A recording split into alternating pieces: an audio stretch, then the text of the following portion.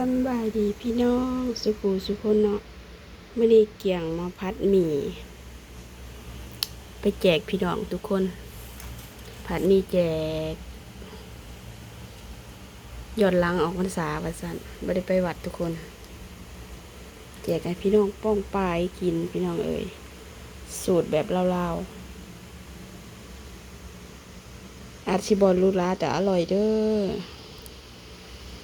แซ่บๆแน่นอนซีมือเกียงล้วน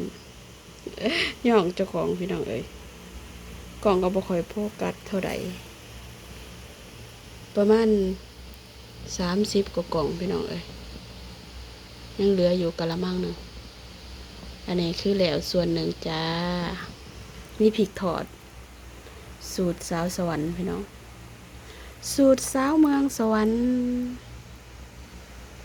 อาจจิหน้าตาบดีแต่ว่าแซ่บอยู่คือกันเด้อคล้ายๆกับผัดหมี่ไทยแล้วเนาะแต่รสชาติที่แตกต่างกันน้อยนึงอันนี้สูตรลาวๆฝากกดไลค์กดแชร์กดติดตามน้องด้วยทุกคนจ้าขอตัวไปเห็ดต่อก่อนจ้าขอกล่าวคำว่าสบายดีและสวัสดี